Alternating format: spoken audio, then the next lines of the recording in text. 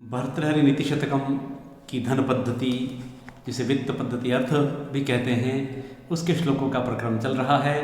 प्रिय छात्रों, इस क्रम में यहाँ एक 10 अंक की हिंदी व्याख्या और कुछ लघुत्तर प्रश्न और कुछ एक निबंधात्मक प्रश्न अपेक्षित है।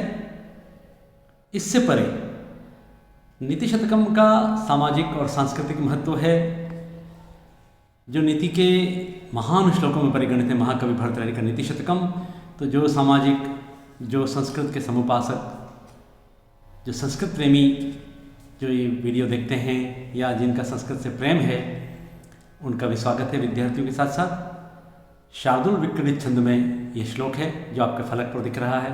ये इसका गान कैसे करते हैं, क्योंकि स्तुति नहीं है इसलिए इसको किसी अन्य राग में शार्दुल विक्रमित के, जिसके प्रत्येक पंक्ति में 19 अक्षर हैं। देखते हैं कैसे गाएंगे इसको। ओम, इसमें लालच नहीं करने का संदेश है। यद धात्रा निज भाल पट्ट लिखितम स्तोकम महद्वाधनम तत्प्राप्नोति मरुस्थले पिनितरम मेरौ ततो नाधिकम तद्धीरो भववित्तवत्सु कृपणाम वृत्तिं वृथा माकृथः कूपे पश्यपयो निधावपि घटो गृह्णाति तुल्यं जलम। एवं अगर यही श्लोक कोई स्तुति होता तो कैसे गाते हम?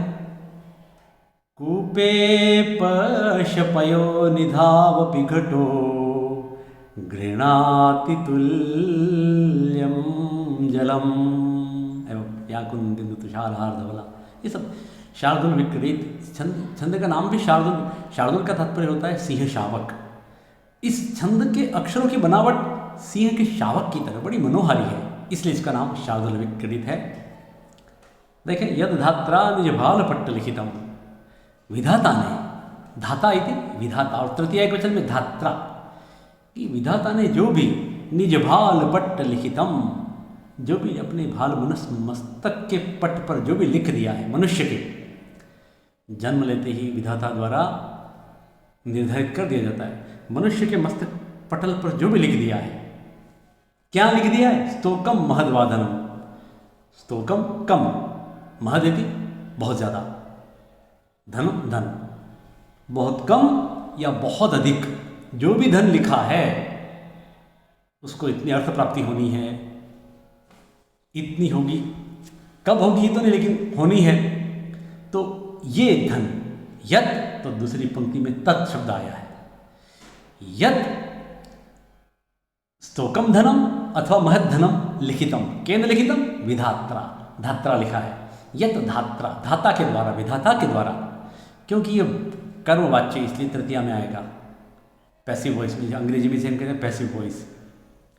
तो विधाता द्वारा, विधात्रा, तत् प्राप्नोति, उसे मनुष्य प्राप्त कर लेता है। कम लिखा है तो कहाँ प्राप्त कर लेगा? मरुस्थल में भी, क्योंकि विधाता ने लिख दिया है।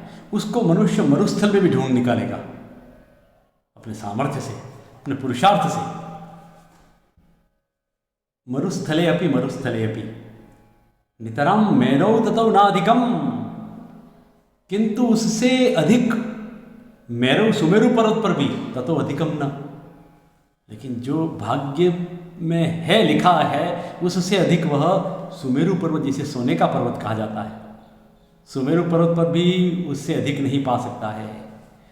कम, अब मरुस्थल में क्या मिलेगा? बालू और कंटीली झाड़ियाँ, लेकिन कम धन लिखा है तो मरुस्थल में पा लेगा। और यदि उसके सामर्थ्य में नहीं हो तो वो सुमेरु पर्वत पर चला जाए तो भी नहीं मिलने वाला है। ये बहुत अच्छा संदेश है। इसलिए धन को लेकर जो लोग धन को ही अपना जीवन का लक्ष्य बना लेते हैं, उनको बहुत अच्छा संदेश दिया है। धन ही सब कुछ नहीं है, माना कि बहुत कुछ है। पहले वाले श्लोकों में कह दिया कि धन बहुत कुछ है, लेकिन धन सब कुछ नहीं है। इसलिए धीरो भव तत् धीरो भव, इसलिए धीर बनो। हे लोगों, जिंदगी भर धन के पीछे क्या पड़े रहते हो भाई? पैसा पैसा पैसा पैसा। माना कि पैसा जीवन में महत्वपूर्ण स्थान रखता है, लेकिन सब कुछ पैसा नहीं है। इसलिए धीर बनो, धैर्यशाली बनो। वित्तवत्सु कृपणम वृत्ति वृथा मा कृथा। संदेश है, क्या संदेश है? कि धनवानों के आगे, वित्तवत्सु सप्तमी बहुवचन है, वित्तवत्सु धनवानों के आगे कृपण वृत्ति, कृपण द्वितीय एक वचन, कृपण वृत्ति को, कायर वृत्ति को, दीन वृत्ति को, गरीब होकर के उनके सामने पेश मत हो। इस प्रकार व्यर्थ में मां कृथा, व्यर्थ में धनवानों के आगे हाथ मत फैलाओ, दीन मत बनो, याचक मत बनो। कितना बढ़िया संदेश है। कूपे पश्य, कुएं में देखो भाई, देखो कूप में, कुएं में, पयो निधौ अपि, पयो निधावपि, पयो निधौ अर्थात पयोनिधि में समुद्र, पयो की निधि है, पयः की निधि, पयोनिधि, पयः निधि थी, पयोनिधि। और सप्तमी बहु एक वचन में आएगा पयोनिधौ, पयोनिधौ अपि अयादि संधि से पयोनिधावपि हो गया। तो समुद्र, यदि बाल्टी या घड़े को डाला जाए, समुद्र में डाला जाए या कुएं में डाला जाए पानी निकालने के लिए, तो कुएं में से भी उतना ही पानी लेगा घड़ा, या फिर समुद्र में डालोगे तो उसमें भी इतना ही पानी लेगा। पानी निकालने की तरकीब है, कहीं से खड़े रहकर समुद्र में डालोगे तो भी, और कुएं में डालोगे तो घड़े की जितनी सामर्थ्य उतना ही तो पानी आएगा। इसलिए लिखा है घट, कौन? घड़ा, गृणाति लेता है, धारण करता है, ग्रहण करता है। तुल्यम जलम पयो निधौ अपि तुल्यम जलम, पयो निधौ तुल्यम जलम गृणाति घट। कूपे पश्य, पश्य कूप में से और पयोनिधि में से, देखो कुएं में से और समुद्र में से समान जल ग्रहण करता है। कौन? घड़ा। तो समुद्र में डाल देने से घड़ा पानी ज़्यादा ले लेगा? नहीं लेगा। कुएं में कम पानी है, तो इसलिए इसका दृष्टांत देकर के महाकवि भर्तृहरि ने कहा है कि समुद्र को देख करके हमको ये नहीं मानना चाहिए कि घड़ा ज़्यादा पानी ले लेगा। तो धनवानों के आगे, संपन्न लोगों के आगे दीन वृत्ति, कृपण वृत्ति, कायर वृत्ति, दीनहीन बन करके याचना मत करो, अपने स्वाभिमान से जियो। रूखा सूखा खाई के ठंडा पानी पियो, देख पराई चौपड़ी मत ललचाए जियो, मन लागो यार फकीरी में। कि ये भी कबीरदास जी के भजनों की बहुत अनुपम महत्ता है। ये महाकवि भर्तृहरि के श्लोकों का हम क्रम देख रहे हैं। धन पद्धति, धन का प्रयास, धन प्राप्ति का प्रयास जीवन में हो, किंतु धन ही जीवन नहीं है। जो भी कम ज़्यादा है वो तो मिल जाएगा, हम अपने सामर्थ्य से प्राप्त कर लेंगे। भीख मत मांगो।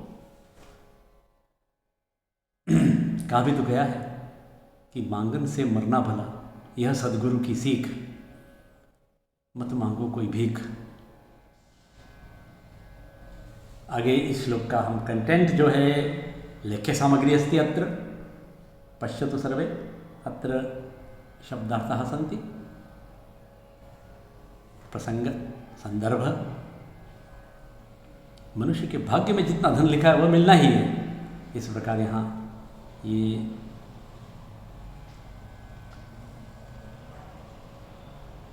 भावार्थ, मुख्य संदेश यही है कि धनिकों के आगे दीन वृत्ति, गरीब वृत्ति नहीं दिखाकर धैर्य रखो, ये संदेश दिया है। अभाव काल में मनुष्य को धैर्य रखना चाहिए। अगला श्लोक देखेंगे, शार्दूल विक्रीडित छंद है। अगला श्लोक है त्वमेव चातकाधारो सीति केशां न गोचरः, किमंभोदवरास्माकं कार्पण्योक्तिं प्रतीक्षसे। मनुष्योप है, 8 अक्षर है। इसको फिर से देखें, 8 अलग अलग कर दें।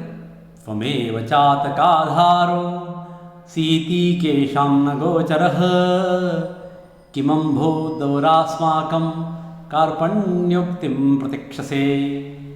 क्या यहाँ माध्यम ढूंढे। महाकवि भर्तृहरि ने इनके बहाने से किनको कहा है देखेंगे। यहाँ प्रतीक रूप में चातक पक्षी को और अम्भोदवर देखेंगे। एक तरह से कहा किसको है और लक्ष्य किसको बनाया है देखेंगे। ये कवियों की यही तो महत्ता है, इसमें लक्ष्यार्थ है। आप चाहो तो व्यंग्यार्थ भी ढूंढ सकते हो। हे त्वम तुम ही, त्वमेव तुम ही, कहते हैं तुम ही हो माता, तुम ही पिता, तुम ही होते, वैसे में त्वमेव आता है। त्वम एव तुम ही, चातकाधारो असि, चातकस्य आधार, चातकानां पक्षिणाम आधार। हे मेघ तुम ही चातकों के आधार हो। मेघों को कहा है, कवि ने मेघों को कहा है। आप समझ सकते हैं, मेघों के बहाने कवि ने जो दाता वर्ग है, जो दानशील व्यक्ति हैं, उनको संबोधित किया है। धनवानों को संबोधित किया, यूँ कहो, दानवीरों को नहीं, धनवानों को, कि जिस प्रकार मेघ जल की वर्षा करते हैं वैसे ही धनवान होते हैं वे धन देते हैं। ऐसी बात नहीं, समाज में कुछ धनवान लोग दानशील व्यक्तित्व के धनी होते हैं, वो बहुत ज़्यादा दान करते हैं। तो यहाँ मेघों के बहाने कहा जा रहा है, धनवानों को कहा जा रहा है। कवि कह रहा है कि तुम ही चातक पक्षी के आधार हो हे मेघ, इति केशाम न गोचरा। ये कौन नहीं जानता है, किसने किसको दृष्टिगत नहीं होता है, हर कोई जानता है। केशाम न गोचर, गोचर शब्द देखिए, गोचर आंखों का जो विषय है, किसको दृष्टिगत नहीं होता है, कौन नहीं जानता है कि हे मेघ तुम ही चातक पक्षी के आधार हो। तो फिर किम, क्यों, अम्भोदवर, हे अम्भोदवर, वरिति श्रेष्ठ, हे मेघ श्रेष्ठ, हे अम्भोदवर, अम्भोद यानी मेघ, वर मन श्रेष्ठ, हे मेघ श्रेष्ठ, क्यों अस्माकं कार्पण्य उक्तिम प्रतीक्षसे, किम अस्माकं कार्पण्य उक्तिम प्रतीक्षसे, हमारी कृपण उक्ति की, हमारी गरीब, हमारी लाचार, हमारी इन दीन वचनों की प्रतीक्षा क्यों करते हो आप, बिना मांगे क्यों नहीं दे देते हो पानी। मेघों को कहा गया है। मेघों के बहाने धन संपन्न लोग हैं, उनको लक्ष्य करके, उनको निशाना बन करके भर्तृहरि ने कितना सुंदर उनको एक तरह से ताना मारा है। अरे ज़रूरी है कि समाज में असहाय, अशक्त, लाचार, बेबस लोग धनवानों के दर पर आकर के उनसे भीख मांगे, उनसे याचना करें बिना मांगे। जो धनिक लोग हैं उनको उनकी सहायता करनी चाहिए, देना चाहिए समय पर जितना दे सके, बिना प्रार्थना किए। उन्हें गरीब लोगों की, लाचार, बेबस, अशक्त, असहाय, निशक्त, गरीब, अभावग्रस्त लोगों की कार्पण्य उक्ति की प्रतीक्षा नहीं करनी चाहिए, उन्हें बिना मांगे ही दे देना चाहिए, जैसे बिना मांगे मेघ दे देता है। तो मेघ चातकों का आधार है। चातक पक्षी मर जाएंगे यदि मेघ नहीं बरसेगा। तो हमें ध्यान होना चाहिए कि चातक पक्षी मेघ का पानी गिरने पर चातक का जीवन का आधार होता है, चातक आधार। तो यहाँ कवि ने इसके बहाने धनवान लोगों को संदेश दिया है कि किसके बहाने दिया है, मेघों को कहा है कि तुम चातक पक्षियों के आधार हो जिस प्रकार, तो हे मेघ श्रेष्ठ, तुम क्यों हमारी कार्पण्योक्ति की प्रतीक्षा करते हो। एक प्रकार से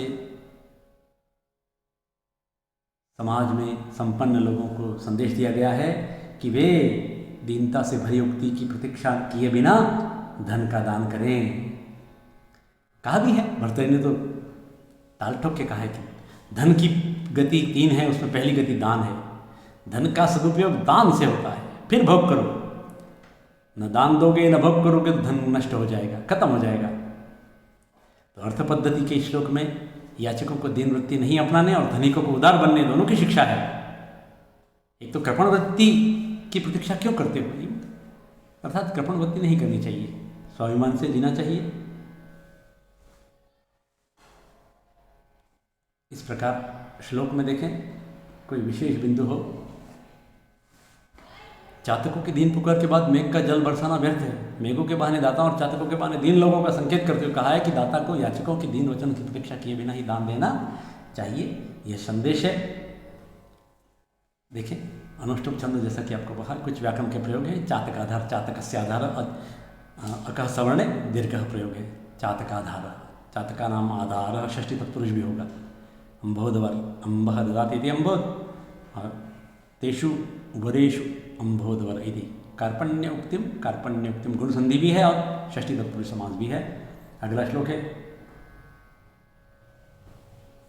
वही छंद है शार्दूल विक्रीडित। मुझे उसका स्केल दिखाई देता है क्योंकि संस्कृत और संगीत दोनों पूरक हैं।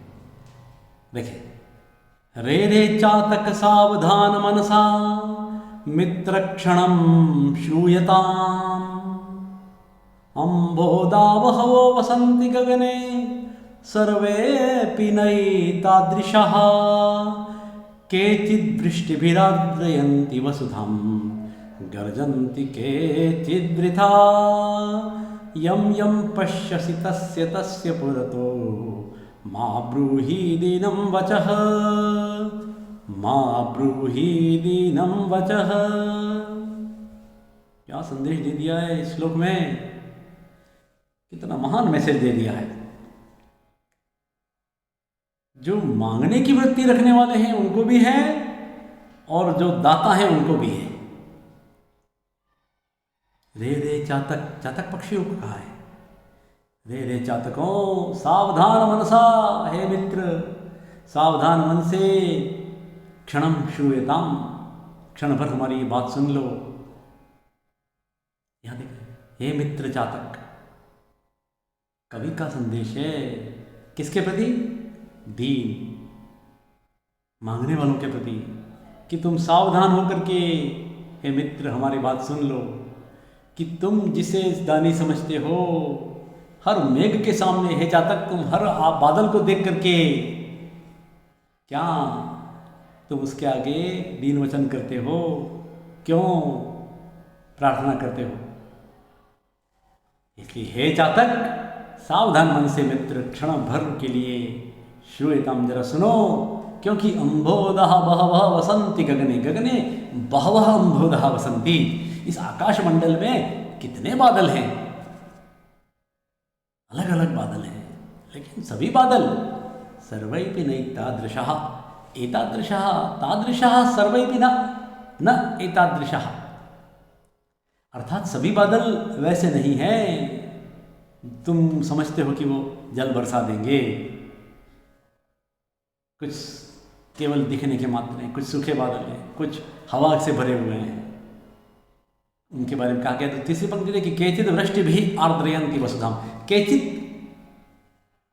अम्बोदः वसुधां आर्द्रयन्ति, कई वृष्टिभिः, वृष्टि से, मूसलाधार बारिश से कुछ बादल तो क्या करते हैं, धरती को गीला कर देते हैं, गीली कर देते हैं, तृप्त कर देते हैं, तर कर देते हैं, आर्द्र कर देते हैं।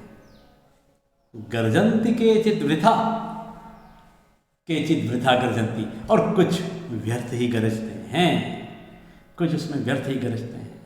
हमें पता भी है कि जो गरजने वाले बादल कभी बरसते नहीं हैं, इसलिए संदेश दिया है, यम यम पश्यसि तस्य तस्य पुरतः मां ब्रूहि दीनं वचः, जिस जिसको तुम देखते हो उसके आगे दीन वचन मत बोलो। दीनम वचः, दीन वचन, कृपण वचन, करुण पुकार मत करो उनके सामने, तस्य तस्य पुरतः, उनके सामने क्यों बोलते हो, क्यों रोते हो, क्यों बाएं फैलाते हो। हर मेघ के सामने तुम लाचारी भरे पुकार करोगे, करुण पुकार, तो वो तुम्हें पानी नहीं देंगे। हर बादल पानी नहीं देता है। हे मित्र, जरा सुन लो मेरी बात। कवि कह रहा है, चातकों के बहाने समाज में रहने वाले दीन लोग, गरीब लोग, याचक लोगों को कहा गया है, जो याचना करते रहते हैं कि हर धनवान, धनिक दिखने वाला व्यक्ति दानशील नहीं होता है। तुम समझते हो कि वो दान कर देगा, दे देगा। नहीं, ऐसा नहीं होता है। जिस प्रकार आकाशमंडल में दिखने वाले बादलों में सभी बादल ऐसे नहीं होते हैं जो जल की वर्षा करके धरती को तृप्त कर देते हैं। याचकों को दे करके, धन इत्यादि दे करके उनको संतुष्ट करने वाले दानी लोग तो बहुत कम हैं। बाकी सभी लोग उन सूखे बादलों की तरह हैं, दिखावे के हैं, वो भोग में लिप्त रहते हैं, वो देने का नाम नहीं जानते हैं, दानशील नहीं होते हैं। इसलिए उन जो दानशील व्यक्तित्व वाले नहीं हैं, उनके सामने तुम दीन वचन कह करके क्यों स्वयं को स्वाभिमान से गिरा देते हो? उन सबके सामने तुम याचना मत करो। कितना महान संदेश है। श्लोक का कंटेंट नोट करें, पढ़ें। आप विद्यार्थी जो भी परीक्षा के उद्देश्य से पढ़ते हैं वे कंटेंट नोट करें। जो संस्कृत प्रेम के बहाने, जो संस्कृत श्लोकों के बहाने, नीति शतक से जिनको प्यार है, जिनको मूल्यों से प्यार है, जो हमारी सनातन संस्कृति की मूल्य परंपरा को जानना चाहते हैं, नीति को जानना चाहते हैं, उनके लिए सामान्य, वो केवल श्रोता के रूप में एक प्रेम रखते हैं, उनका भी स्वागत करता हूँ। यहाँ कुछ ई कंटेंट के रूप में PDF मटेरियल आपके सामने है और इस प्रकार विशेष का यहाँ विधान है कि श्लोक में जिस चातक पक्ष का उल्लेख है वो स्वाति नक्षत्र में बरसने वाले जल को पीता है। देखिए लिखा गया है, जिस चातक का पक्षी का आधार है स्वाति नक्षत्र में जल पीता है। अगर स्वाति नक्षत्र में पानी नहीं गिरेगा तो वो चातक मर जाएगा। तो मेघ धनवानों का प्रतीक है और चातक पक्षी याचकों का प्रतीक है। उदारदाता ही प्रार्थनीय, यही श्लोक का संदेश है। उदारदाता से मांगो, वही प्रार्थना करने योग्य है। सबके सामने भीख मांगने से क्या मतलब है। इस प्रकार धन पद्धति के श्लोकों का यहाँ पर समापन होता है। कल से अगले कालांश में दुर्जन पद्धति पढ़ेंगे हम। दुर्जन पद्धति बता करके दुष्ट पद्धति, दुष्ट विषय है, दुष्टता, दुर्जनता। भाई थोड़ी देर के लिए हम इस पर चर्चा कर लें, दुष्ट पद्धति, लेकिन दुर्जनता कभी नहीं आए हमारे स्वभाव में। ये महाकवि भर्तृहरि का उद्देश्य है कि ये दुष्टता कभी हमको छू स्पर्श नहीं कर पाए। कल से इसकी चर्चा करेंगे। ये दुर्जन पद्धति के श्लोकों के साथ प्रथम इकाई संपूर्ण होगी। ओम नमो भगवते वासुदेवाय।